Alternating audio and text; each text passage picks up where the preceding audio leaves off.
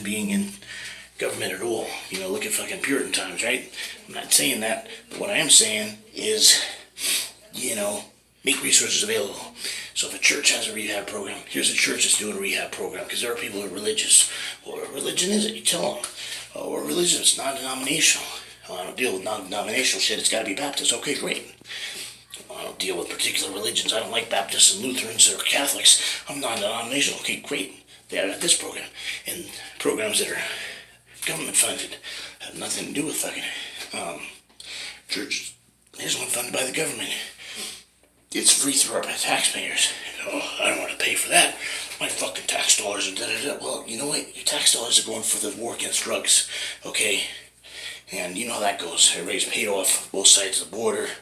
You get a lot of corruption. You get a lot of people fucking manipulated and compromised. So, and as long as, no matter, you can make it fucking death on the spot for some of these guys. Some of these guys are so hardcore. You can't threaten them with jail. And fucking the ones that are hardcore, those guys that are really into it, like the hardcore bodybuilders, you can't talk them out of that lifestyle, right? That are into it, and I think they're doing it for the right reasons, because they're already watching their backs, because they're already killing each other, right? This drug lord trying to take over that lord's business, or they're trying to fight over territory. So saying, okay, we're just going to bust you on the spot, we're going to kill you, it's not going to scare people, okay? Not the hardcore guys, okay? And they're so organized and smart, and they got all this stuff figured out, and it's just like, that's what I'm saying. The best route is to, legalize it, tax it, and not make people have excuses for, well, I only committed this crime because I was on drugs. Ain't gonna fly. It ain't gonna fly, because it's just like saying, well, I was drunk, so it doesn't count. You're damn right it counts. And if you feel like the alcohol caused you to make a bad judgment call, and you committed a crime where you don't think you would have committed the crime on alcohol, well, guess what? Do your time for the crime. If it was a victim crime, non-victim crime, pay your fine. Do your couple of days in jail if that even comes to that, or slap on the wrist, and then fucking quit drinking, right? Same with drugs. To quit doing the drugs. If you can't do it by yourself, get into rehab. That's why I think these rehabs, government-funded programs would be phenomenal. And needle exchange program, right? Exchange it out. Even if you're going to charge them for the needles and you don't want to use the tax dollars for that.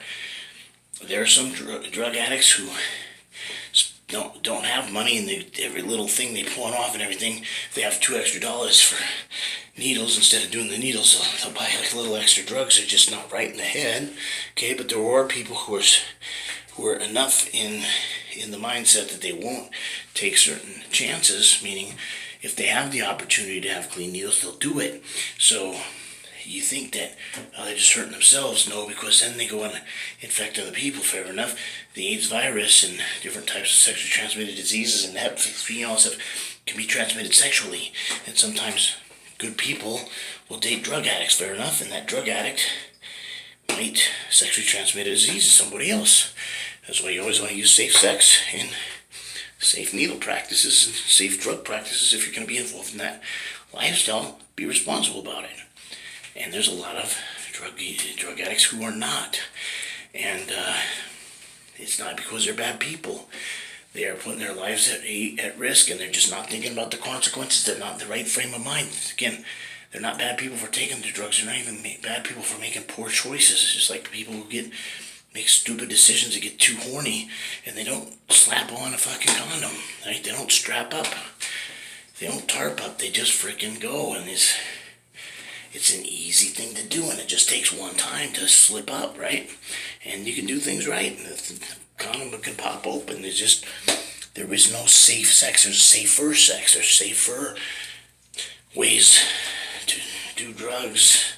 I hate to even say it like that, because people will sometimes do that, and you say, oh, they kind of got under control, and you keep watching them, and all of a sudden, they're off in Pluto and Uranus and their anus and all of everything else, and they don't know what the fuck, and they got no veins to shoot in, because they've gone from smoking to sniffing to fucking injecting, and it gets ugly. It gets very ugly. But my point is, take responsibility for your actions, and Always give the person an opportunity to change if they hit rock bottom, or there's still hope for them. Because there's people who have fucking hit a 180, and here's something that you can identify with if you've got an addictive personality. And if you don't, I'm going to educate you right now. If you don't have any people that with a fucking addictive personality could be fucking some life-changing motherfuckers. There are people who get off of those fucking drugs and that fucking they flip that 180 and they use their creative mind if it's not too burned out from the drugs, right? Because that person's brain dead almost because they burned their drugs. There are people that have had, you're absolutely right. There are people who have burned and fried their brains. But just because they have doesn't always mean that they're going to have a burned out brain, right? So if they still have, those neurons are still firing, they're still pretty sharp, they turn their lives around, guess what? They might change the world. They might invent a vaccine that fucking cures cancer, AIDS, coronavirus, whatever the fuck, and fucking, that's phenomenal. That person was worth saving, right? That one starfish, right, the jump here, so his mom, you're not going to save all of them. You can't save the whole world. There's thousands of starfish out here. You can't save all of them. And one of them was prettier than all the rest, and he's like, well, I saved this one, Mommy.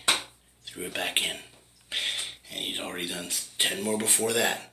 Well, it's got a ripple effect, right? What if starfish had our capability where the starfish could come back out later and start toss another starfish in?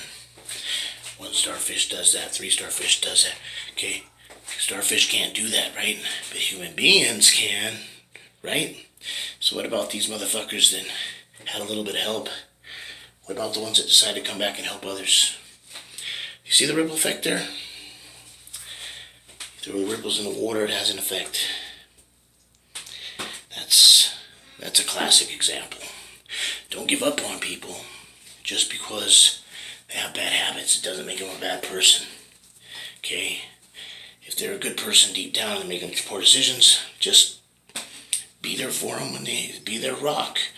You know, when they hit the rock bottom, they need an anchor to pull into. If you know you can trust them, you know, to where the only thing that you have to worry about is if they relapse. Now, if you worry about them stealing from you and shit, you gotta have precautions in there, right? You gotta send them to a rehab center because they can't steal from you, or you gotta have all your shit locked up enough to where if anything is gone and pawned off, you're not missing it, okay?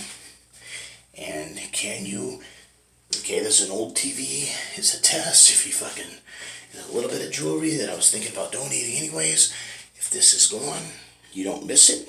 You set that up as a trap. You don't entice them with it, of course, you know, and try and get them to do it. But I mean, if that's what happens, and then, okay, great, they didn't pass the test, you know, at least you didn't leave your, you know, $5,000, you know, toy outside with the key still in it or something that you put a down payment on, still owe 20 grand on, right?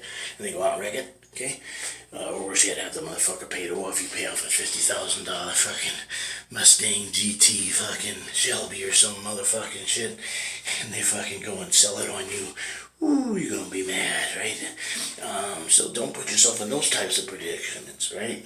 And if it's your son or daughter or anything anyways, I hate to say it, yeah, I'd be mad, but to go back and go, I should have never given him a chance, and da-da-da-da-da, I would risk that with my son. I would, and I wouldn't have beat myself up about it, you know, other than, damn it, I should have had a little bit better security in place, you know. But my son's worth a lot more than a $50,000 toy, right? And if I can afford a $50,000 toy, I'm probably not hurting for money, and I'm gonna probably flip a few more $1,000s and force him into rehab before I give him another chance to come back and live with me. Because I would want my son to get better, right? I don't give a damn about material things. I care about my fucking kids, okay? I can take the bus, I can drive a fucking, if the car works, I don't care if it's a $2,000 or a $5,000 car, if it gets me from point A to point B. Okay, I'm not worried about that bullshit. Okay, just need it for the essential stuff. Alright guys, it's been showtime. Showtime Shredded Fitness over here. Size, growth, get big. It's like doing cardio in here. I'm fucking sweating. I gotta take a shower now. That's what happens when you don't have any air conditioning, guys. Take care and God bless.